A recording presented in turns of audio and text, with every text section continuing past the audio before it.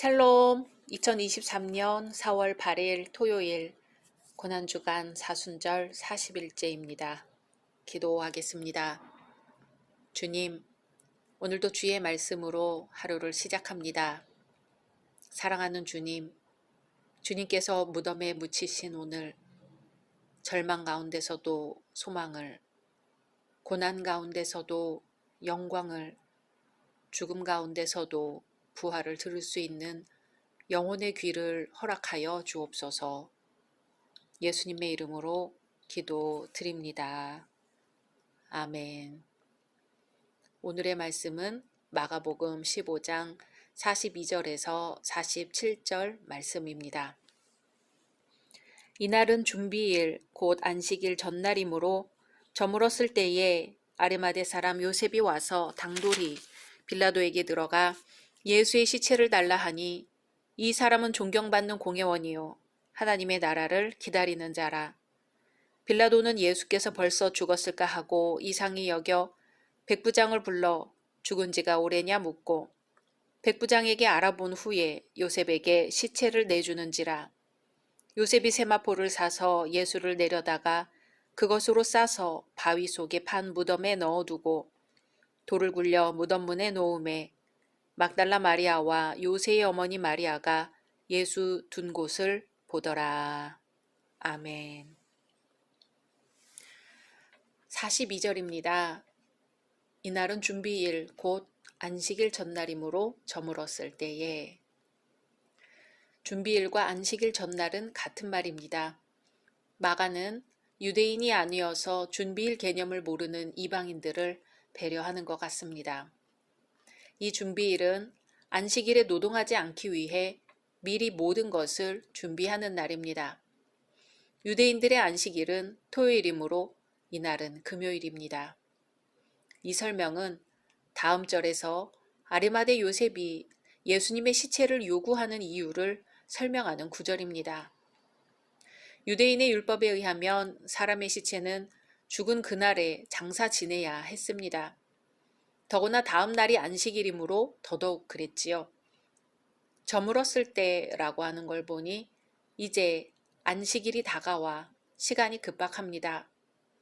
유대인들은 저녁을 기준으로 하루가 시작되었으니 이제 안식일이 얼마 남지 않았습니다. 아리마대 요셉은 서두를 수밖에 없었습니다.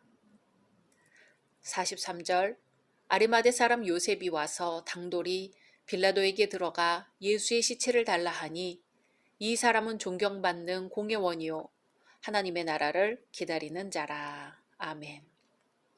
보통의 경우에는 십자가형을 받은 사람의 친척이나 가까운 친구가 시체를 요구하고는 했습니다. 하지만 아마도 예수님의 어머니는 너무 괴로움에 휩싸인 나머지 그렇게 할 수 없었던 것 같습니다. 그리고 요한을 제외한 다른 제자들은 모두 도망하였지요. 예수님의 형제들과 자매들이 예루살렘에 있었다는 증거가 없으니 만일 아리마대 요셉이 용기를 내어 행동하지 않았다면 예수님의 시체는 다른 일반 죄수의 무덤에 장사되었을 것입니다. 예수의 시체를 달라 하는 요셉의 행동은 당돌했습니다. 왜냐하면 요셉은 사내들인의 의원이었는데요.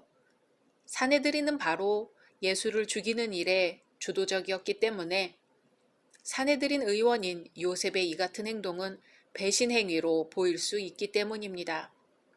하지만 누가복음에 나온 바와 같이 요셉은 공회의 결정과 행동에 동의하지 않았던 경건한 사람이며 그 자신이 하나님의 나라를 기다리는 신실한 사람이었습니다.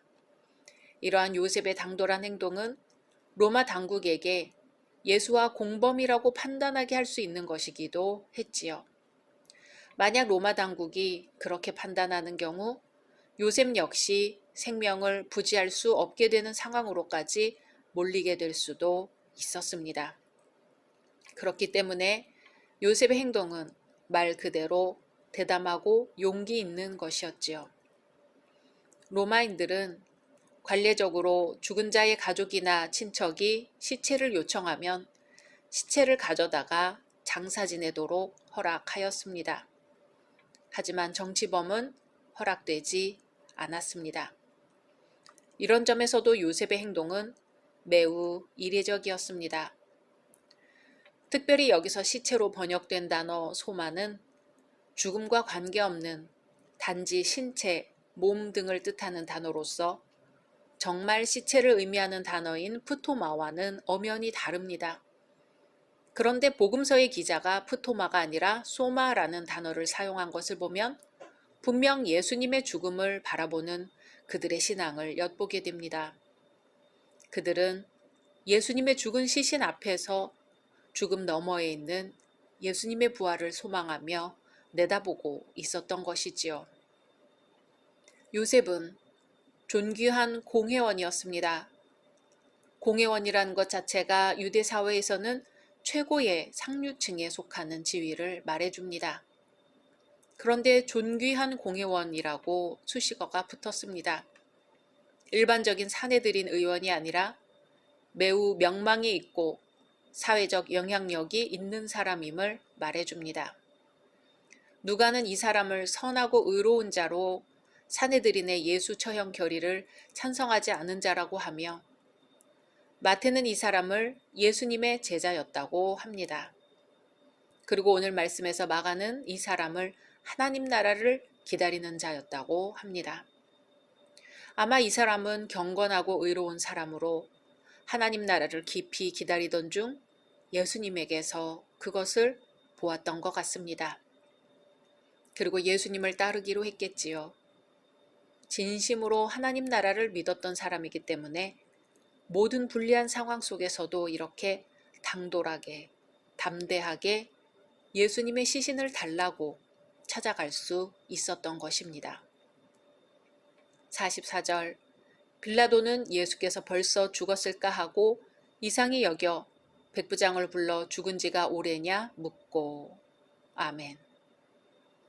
십자가에 못 박힌 죄수들은 보통 2, 3일씩 매달려 고통받다가 죽는 것이 보통이었습니다.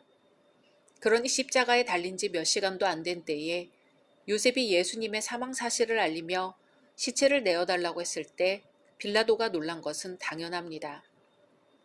빌라도는 이상히 여겼다고 하는데 이것은 단순히 놀라는 게 아니라 이적적인 사건 앞에서 느끼는 거룩함이나 경외감을 뜻합니다. 또 자신의 이성적인 판단으로서는 감당하기 어려울 정도로 기이히 여김을 표현하는 단어입니다. 예수님의 빠른 죽음이 빌라도에게는 충격이며 이적적인 사건으로 받아들여지고 있는 대목입니다. 요한복음의 기록을 보면 유대인들은 안식일에는 시체를 십자가에 두려고 안 했으므로 다리를 꺾어서라도 빨리 죽게 하라고 요구했는데요.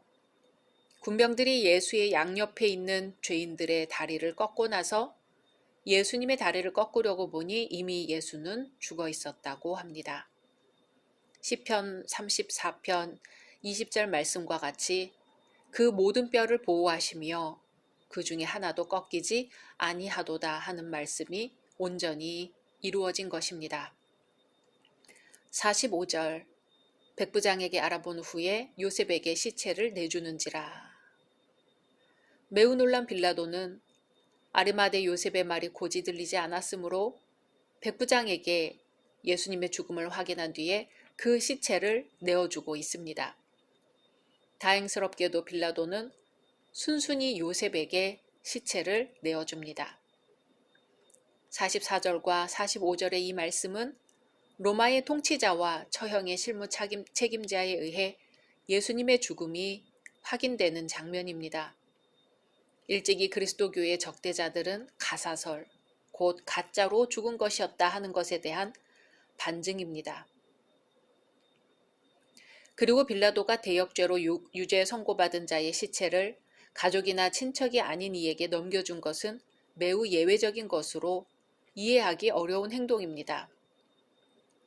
이것은 빌라도가 예수님에 대한 대역죄 고소를 심각하게 받아들이지 않고 정치적으로 결정한 것이었음을 보여줍니다. 46절 요셉이 세마포를 사서 예수를 내려다가 그것으로 싸서 바위 속에 판 무덤에 넣어두고 돌을 굴려 무덤 문에 놓음에 아멘. 요셉이 장사를 위하여 예수님의 시체를 십자가에서 내리고 그것을 장지까지 옮기는데 누군가 도와주었을 게 틀림없습니다. 요한복음은 니고데모가 요셉을 도왔고 장사에 사용되는 향료를 가져왔다고 기록합니다. 세마포는 시체에 입히는 수의의 일종입니다. 요셉은 부유했으므로 고급 세마포를 구입하여 예수님의 시신을 두르기 위해 길게 자르는 장례 절차를 진행했을 것입니다. 유대인의 장례 절차는 기록에 의존해 볼 때 다음과 같습니다. 먼저 십자가에 못 박혀 죽은 자는 온몸이 피로 물들어 있기 때문에 시체를 물로 깨끗이 씻습니다. 그리고 벌거벗긴 채 매장당하는 것을 수치로 여겼으므로 깨끗한 옷을 입힌 후 세마포로 감쌉니다. 그리고 시체에 기름을 바릅니다. 그리고 시체를 죽은 자의 침상에 실어서 무덤으로 운반합니다. 유대인들은 바위를 파거나 자연적인 굴을 무덤으로 많이 사용했습니다. 예수님이 매장된 무덤도 바로 이런 형태의 무덤이었습니다. 이 무덤은 아리마대 요셉이 자신이 쓰려고 준비해 놓은 새 무덤이었습니다. 자기의 새 무덤을 예수님을 위해 아낌없이 바치고 있는 것이지요. 예수님을 버리고 달아난 대부분의 제자들과는 다른 모습입니다. 이제 시신을 무덤에 넣어두고 돌을 굴려 무덤 문에 놓습니다. 무덤 입구를 돌로 막아 야생 짐승과 도굴꾼으로부터 시체를 보호하려는 것이지요. 돌을 쉽게 굴려 닫기 위해 무덤 입구 쪽으로 경사지게 하였기 때문에 막힌 돌을 열기 위해서는 수명의 장정이 힘을 합해야 할 만큼 힘이 들었습니다. 47절 막달라 마리아와 요새의 어머니 마리아가 예수 둔 곳을 보더라. 아멘. 예수님이 처형되실 때 멀리서 지켜보았던 여인들 가운데 막달라 마리아와 야고보와 요새의 어머니 마리아는 예수님의 시체가 매장되는 곳까지 따라와 지켜보고 있었습니다. 예수님의 몸에 향유라도 발라드리고 주님의 무덤을 잘 관리하고 지키기 위해 무덤 위치를 확인했을 것입니다. 이 기록은 매우 중요한데요.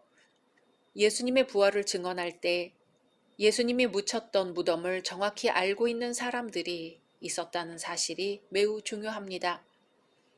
실로 이 두 여인이 부활의 그 아침, 곧 첫 부활절인 일요일 아침에 무덤을 정확히 구별해낼 수 있었던 것도 그들이 장사 때 참석했기 때문입니다.